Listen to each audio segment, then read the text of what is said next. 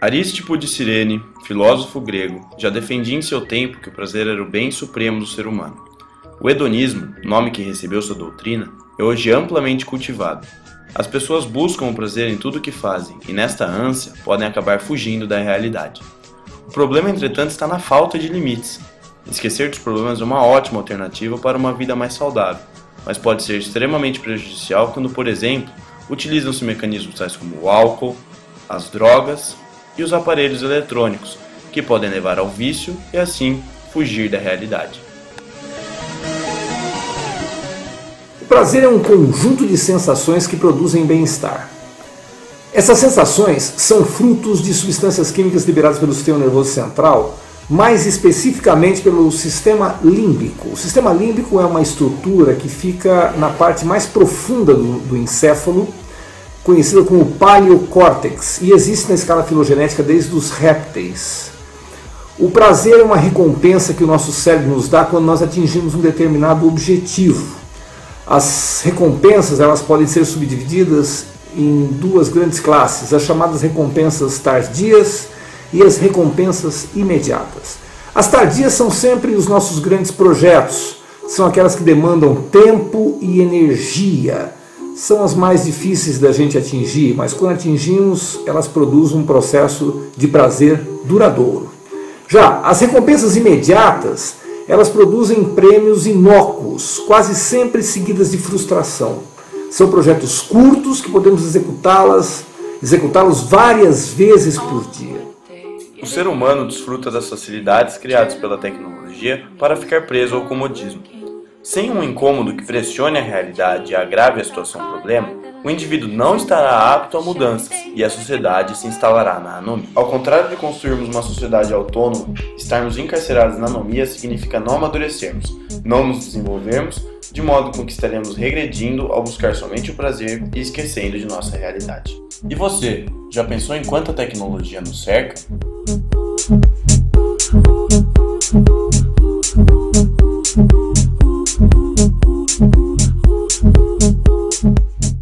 O celular.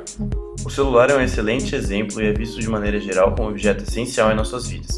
Seu desenvolvimento começou no ano de 1947 no laboratório Bell nos Estados Unidos. Lá foi desenvolvido um sistema telefônico de alta capacidade interligado por diversas antenas, sendo que cada antena era considerada uma célula, por isso o nome celular. Finalmente, o primeiro celular foi lançado pela Ericsson em 1956, denominado Ericsson MTA. Pesava cerca de 40 kg e foi desenvolvido para ser instalado em porta-malas de carros. Hoje é muito mais leve, cabe no bolso e a imensa maioria possui ao menos um aparelho, que está sempre presente em seus bolsos, pastas ou malas.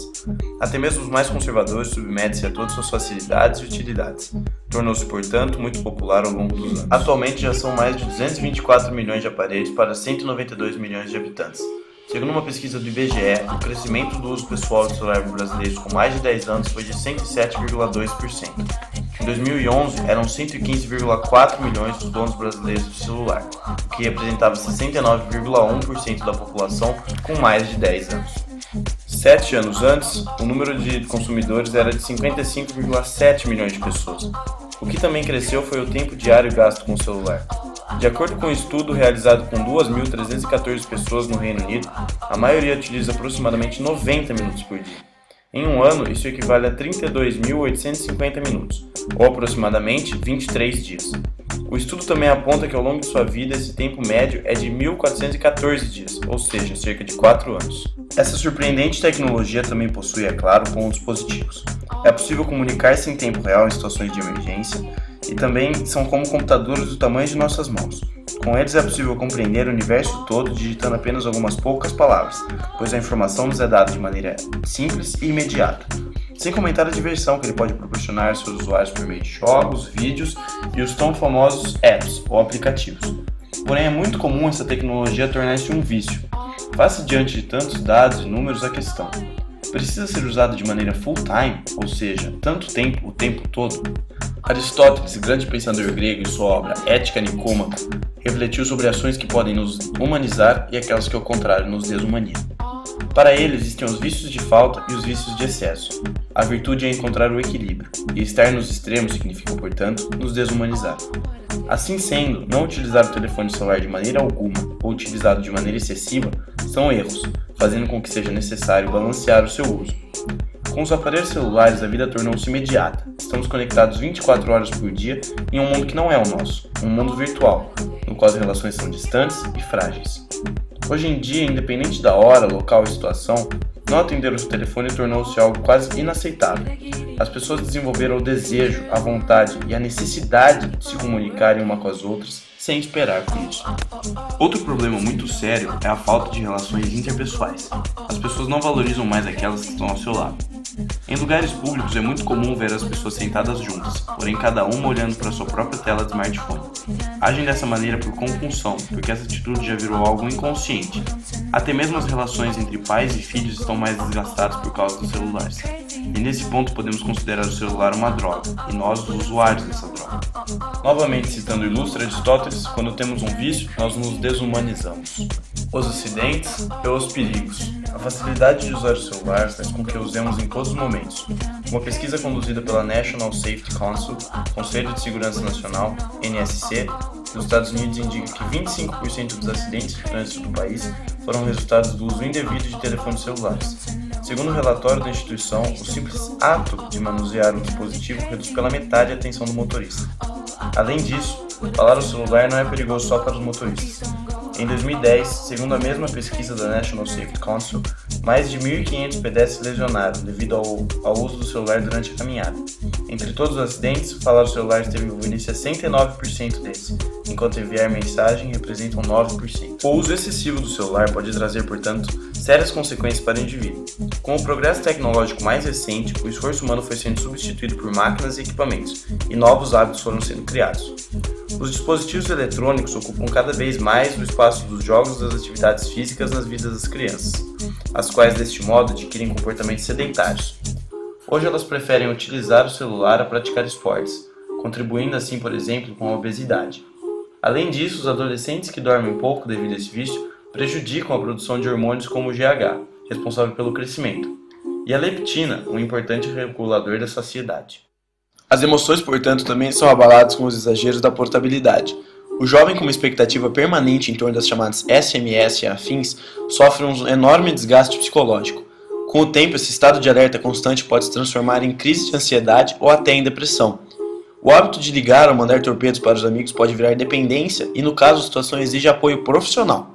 Especialistas alertam que o uso excessivo desses aparelhos pode viciar, resultando na namofobia, que significa dependência do celular ou medo de ficar sem ele.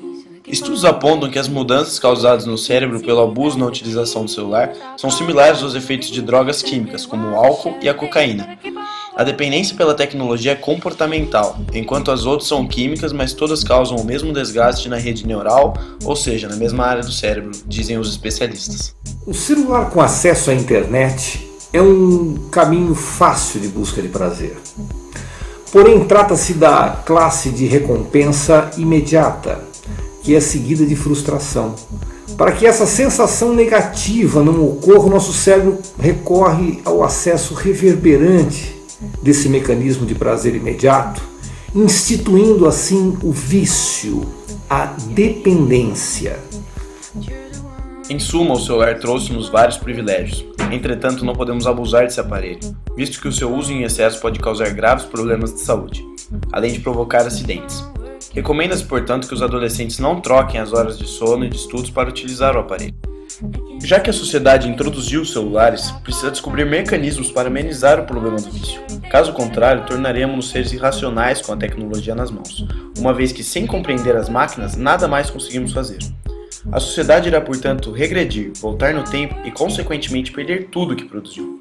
O celular é apenas um exemplo de fuga de realidade, mas com eles podemos tirar a seguinte conclusão. Por que as pessoas fogem? Elas fogem porque preferem o prazer às dificuldades, uma vez que têm medo de enfrentá-las.